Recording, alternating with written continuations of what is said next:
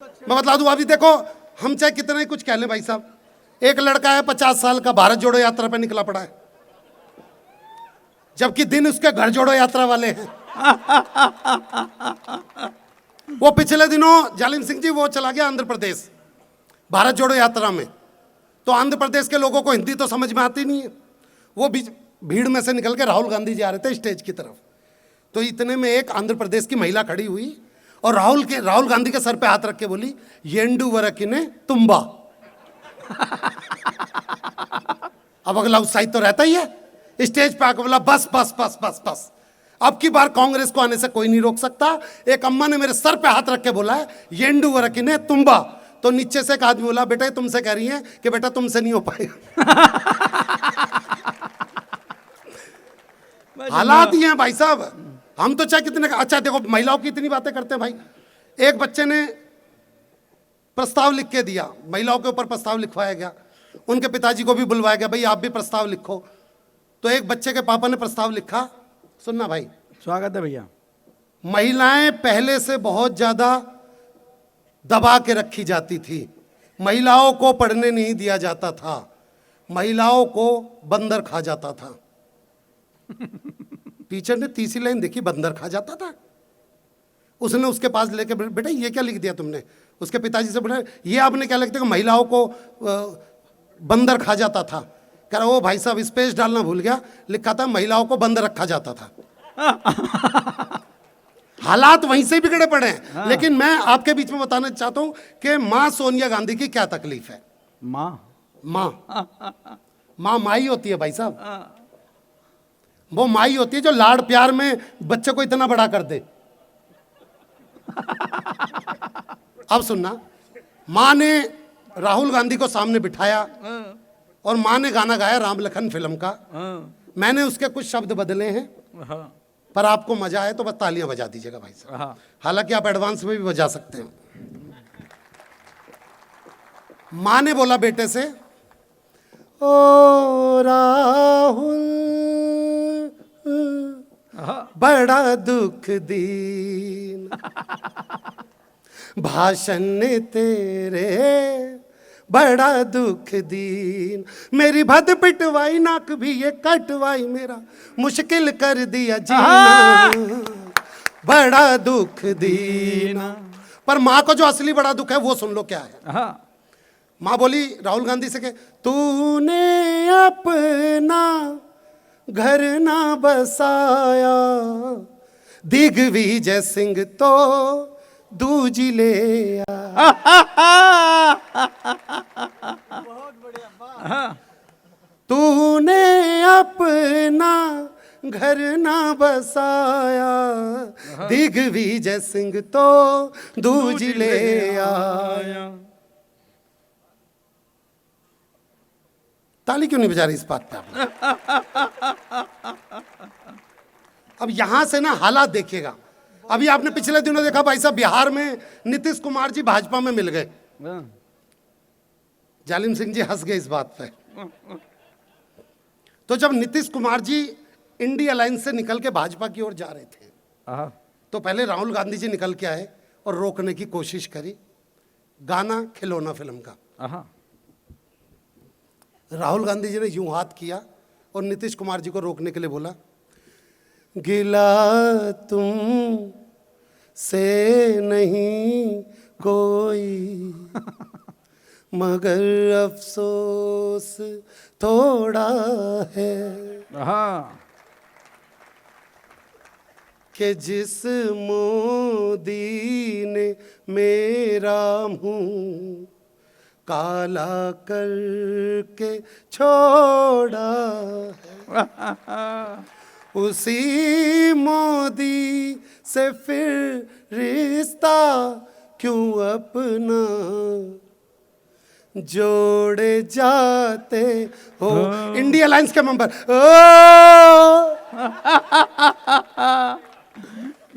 इधर से श्रीनेश जी निकल के आई, कांग्रेस प्रवक्ता। श्रीनेश जी ने गाना गाया, अकेले ही अकेले चला है कहाँ, कहेगा क्या कहेगा ये जालिम जहां, ओ ना जा ना जा, ओ आजा आजा नीतीश अलबेले, हम सफर भी कोई साथ ले, हम सफर भी कोई। लेकिन सबसे बड़ा सदमा जो लगा वो लालू के बेटे को। तो लालू का बेटा तो बिहार से, बिहार का गाना गाया उसने भाई साहब। नीतीश का लालू का बेटा आगे बढ़ा और नीतीश जी को बोला कि याद कर जहिया कुवार रहिलू,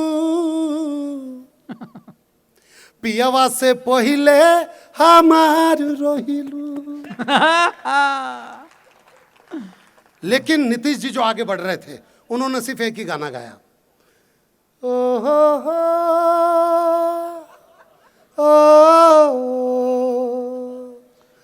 आज पुरानी राहों से कोई मुझे आवाज। इंडिया लाइन्स के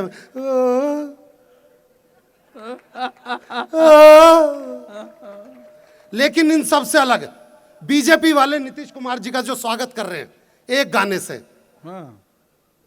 अमित शाह जी बाहें खोले खड़े हैं नीतीश कुमार की तरफ, और क्या गाना गाया उन्होंने, सिर्फ एक शब्द बदला गाने में भाई साहब, बस वो सुनना।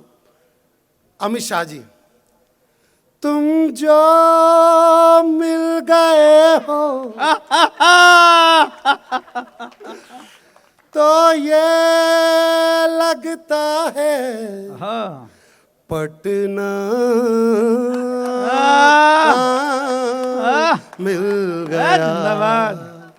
अगली पंक्ति पे सब ताली बजाएंगे, सुनना अगली लाइन क्या बोली, पीने वाले को चखना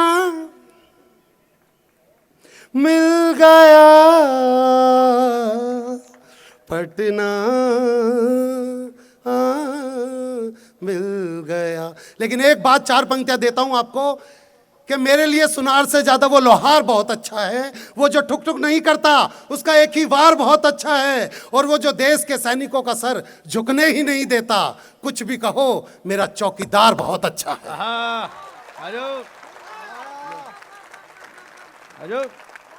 अब पीछे से आदेश हो रहा है समय की सीमा है, समय की सीमा है। समय की सीमा नहीं रही, अब सीमा सचिन की होगी। वो लप्पू सा सचिन। भाई साहब यकीन मानो राहुल गांधी रोज शीशे में शक्ल देख रहा हूं उसकी वजह से, कि उससे तो बहुत अच्छा हूं मैं। लेकिन अब यहां से मैं एक दृश्य देना चाहता हूं, क्योंकि हमको ये अनवरत यात्रा अनामिका अंबर जी तक लेके जानी है। बस एक बार हाथ उठा के मुझे बताइएगा कितने लोग ये बात जानते हैं कि जब लड़की की शादी के बाद अगले दिन सुबह सुबह विदाई होती है तो लड़की का मामा लड़की को गोद में उठा के डोली वाली कार तक छोड़ के आता है। एक बार हाथ उठा के बताइए कितने लोग ये बात जानते हैं। हाँ बस हो गया। अब यहां पे एक दृश्य दे रहा हूं, लड़की को उठा के ले जाना है और लड़की का वजन 150 किलो, और लड़की का कोई सगा मामा नहीं है। तो अब पंडित जी ने जैसे बोला जजमान भाई लड़की को लेके जाओ, तो अब कोई सगा मामा तो था नहीं, तो वहीं पे ही इधर महावीर जी खड़े थे और इधर अपने किशोर जी जो संचालन कर रहे। किशोर जी एक बार खड़े हो जाओ, लोग देख ले। इधर अपने किशोर जी खड़े थे। तो लड़की के बाप ने पहले महावीर जी से बोला बेटे महावीर बेटे उठा दिए, बस थोड़ा सा रास्ता है। तो महावीर जी तो उस लड़की के संग बचपन से स्टापुर खेलते आ रहे हैं, इनको तो पता था वो स्टापुर पे कूदती थी तो स्टापुर चकनाचूर करके रख देती थी। तो जैसे बोला बेटे महावीर उठाइए, तो महावीर जी मेरा तो पथरी का ऑपरेशन, डॉक्टर ने बोला जरा सा झुकूंगा अच्छा कोई, बेटा किशोर बेटा उठा दिया जरा। तो किशोर बेचारा 150 किलो के चक्कर में ये भूल गया मैं आदमी या औरत। तो जैसे बोला बेटा किशोर उठाइयो, किशोर मेरा तो 7वां महीना चल रहा है, 13। अच्छा, अब ऐसे में पीछे प्रतीक गुप्ता जैसा 40-42 किलो का बंदा पीछे खड़ा है उस बारात में। वो सबसे कह रहा, बाबूजी मेरे लायक कोई काम हो तो बताना, बाबूजी मेरे लायक कोई काम हो तो बताना। पर पीछे किसने कहता है यहाँ पे नहीं है, आगे चला जा, काम ही काम है। ये बेचारा पूछते पूछते लड़की के बाप तक आके बोल रहा है, बाबूजी मेरे लायक कोई काम हो तो बताना। अब काम तो इसका अंदर इंतजार कर रहा है। तो जब तक प्रतीक गुप्ता ने 150 किलो की लड़की नहीं देखी थी, ये बिल्कुल नॉर्मल, इसकी सांसें भी आराम से चल रही हैं। जैसे ही इसने 150 किलो की लड़की देखी, इसके शरीर में जो परिवर्तन हुआ, अगर वो आपको पसंद आ जाए तो तालियां बजा देना भाई साहब। कहाँ है अंकल जी? पीछे।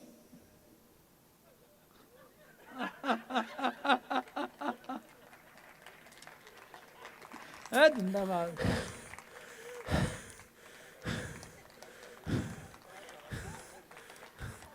क्या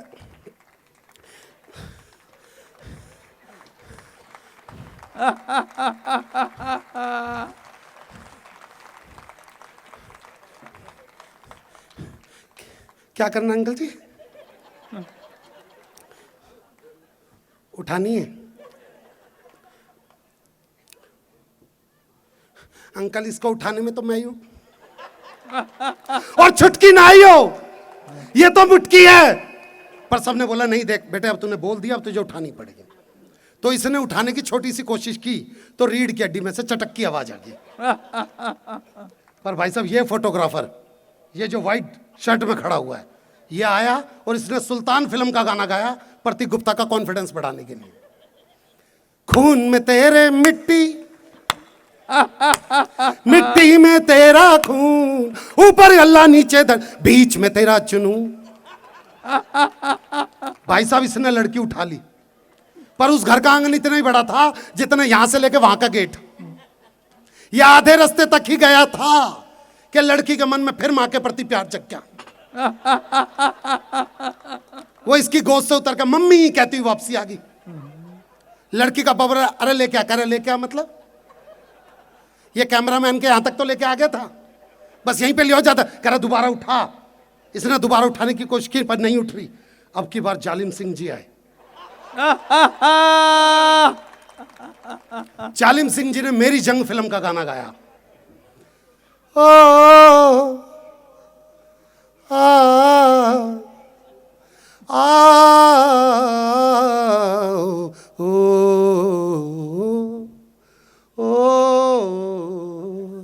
जीत जाएंगे हम। प्रतीक की आवाज।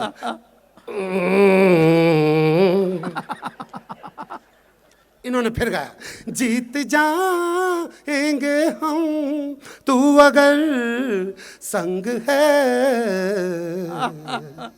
प्रतीक क्या, जिंदगी 2 कदम पे खत्म है। ये थोड़ा सा आगे बढ़ा तो लड़की की बड़ी बहन जो कि 180 किलो की थी, उसने अपना 30 किलो का हाथ उसी कंधे पे रख दिया जिस पर पहले से 150 किलो पड़ा था, और हाथ रख के बोले, देख ससुर को पिता की तरह देखियो, सास को माँ की तरह देखियो, नंद को बहन की तरह देखियो, और देवर को ये बोला तू लिख के दे दे, मैं गाड़ी में दे दूंगा। थोड़ा सा आगे बढ़े तो लड़की का बाप रो रहा। जालिम सिंह जी की इमोशनल मोमेंट। मेरी फूल सी बच्ची। अच्छा, फूल सी बच्ची सुन के तो इसके खून सूख गया। कौन सी बच्ची? बेटा फूल सी। कह रहा तुम्हारा ये जो फूल है ना, ये शमशान घाट में मेरे ऊपर फूल चढ़वागा। थोड़ा सा आगे बढ़ा तो लड़की की बुआ आ गई। लड़की की बुआ खुद इससे 2 किलो कम, उससे खड़े होकर रोया नहीं जा रहा। वो इसी के दोनों पैर पकड़ के जमीन पर लेट कर रोने लगी। बोली मैं मर जाऊंगी, मैंने अपने हाथों से पाल लिया, मैं इसे नहीं ले जाने दे सकती, मैं यही मर जाऊंगी। बोला देखियो हाथ से छूट के तुझ पे गिर गई ना तो सच में दब के मर जाएगी। बुआ साइड में खड़ी होगी, प्रतीक गुप्ता की मिसेज और उनका लड़का वहीं पे बगल में खड़े। इनकी पत्नी कह रही आज ना बचे ये तो गए। इनका ध्यान अपनी पत्नी का। बोला कौशल्या रो क्यों रही है? बोली एक तो तुमने 150 किलो उठा रखा और ये बीकानेर वाले मिलकर ताली भी नहीं बजा रहे। वाह जिंदाबाद। थोड़ा सा आगे बढ़ा तो एक पंडित जी आया, कह रहे जजमान मुझे लग रहा है इस लड़की को उठाने में बहुत ज्यादा कष्ट भोग रहे हैं, मैं भी हनुमान चालीसा पढ़ देता हूं, आप इसे गेट तक लेके पहुंच जाओगे। यो बोला जी महामृत्युंजय का जा पाता हो तो पढ़ दो। अब बिल्कुल गेट पे पहुंच गया, इसकी आंखों में चमक के बस अब तो लड़की उतरने वाली है। इधर में फिर पीछे से किसी ने आवाज लगा दी, अरे भाई लड़की की दादी लड़की से कुछ कहना चाह रही है। कह रहा सालों मेरी सुपारी उपारी ले रखी है के। अब लड़की की दादी को 2 लड़के तो पकड़ के लाए, लड़की की दादी ने रोना स्टार्ट किया।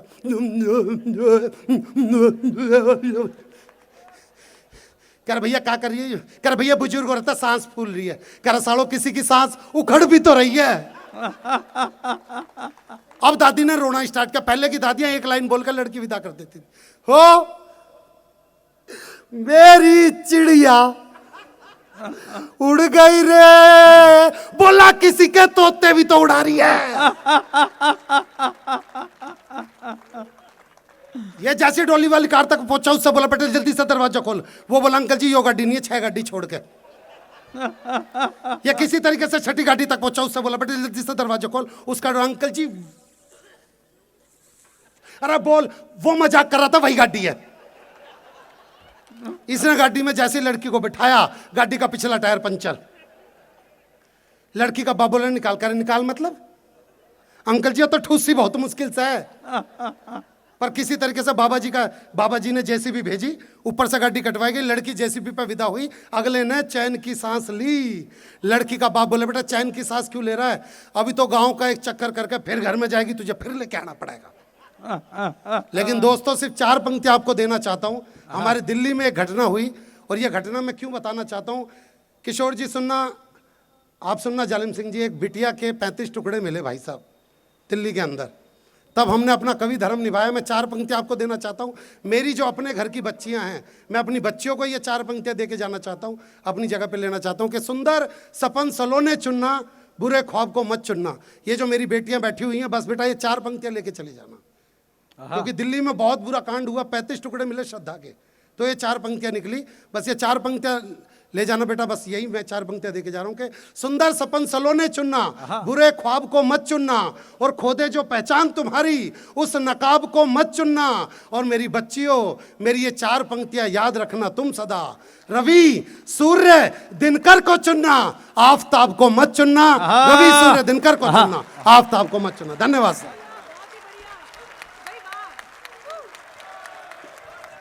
आहा आहा आहा, जय श्री राम। 2 पंक्तियां भाई। दीदी आपने जो बोला ना, 2 पंक्तियां याद आ गई। इन लोगों ने, दीदी ने राम जी पर बहुत बढ़िया गीत लिखे। मतलब कि मैंने कोई ऐसा कवि नहीं देखा जिसने उस पर डांस ना किया। अभी तो जालिम सिंह जी भी यहाँ पे डांस करेंगे, देख लेना 2 मिनट में। क्योंकि दीदी मैं यकीन मानो, जितनी मन में श्रद्धा रख के ये बंदा आपको साफा पहनाने आए थे ना,